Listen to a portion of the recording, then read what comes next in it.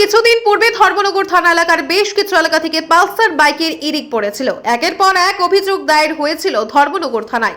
অভিযোগ বলে ধর্মনগর থানা পুলিশ তদন্তে নেমে এক অভিযুক্তকে গ্রেফতার করেছে। তারপর কিছুদিন স্বস্তির নিঃশ্বাস পেয়েছিল ধর্মনগরবাসী।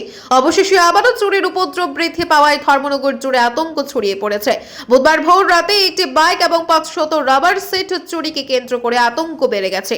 ঘটনার বিবরণে জানা যায়, আলগাপুর রোডের নেতাজি ক্লাব সংলগ্ন মহেন্দ্র সরণি থেকে লিটন কুমার পালের 220 পালসার বাইক, যার নাম্বার TR05D5006 চুরি হয়ে যায়। লিটন কুমার পাল সুজিত পালের বাড়িতে ভাড়া থাকে। জানা গেছে সে 2 মাস আগে তার বন্ধু উত্তম কুমার পালের কাছ থেকে এই বাইকটি 90,000 টাকায় কিনেছিল এবং এই টাকা বন্ধন ব্যাংক থেকে লোন নিয়ে কিনে এখনো বাইকের মালিকানায় উত্তম কুমার পালের নাম রয়ে গেছে। আমার কালকে 2টার সময় রাত্রে বেরিয়েছি পেচ্ছাপ করার জন্য। পেচ্ছাপ থেকে বেরিয়ে বাইকটা বাইরে ছিল, তো বাইকটা দেখার জন্য বাইরে গিয়েছি, গিয়ে দেখি বাইকটা নেই।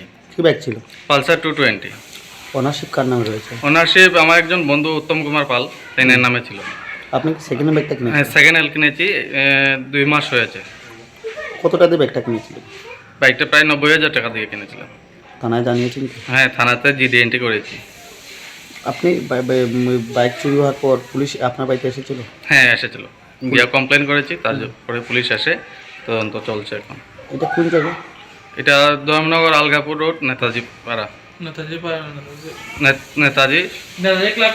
ক্লাব সম্পূর্ণ মহেন্দ্র সরণি জায়গা? মহেন্দ্র সরণ।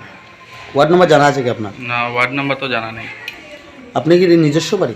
না, ভাড়া, উপরে তলাতে ভাড়া থাকে। আপনি কি কাজ করেন? বাজারে বিজনেস আছে, কাঁচামালের বিজনেস।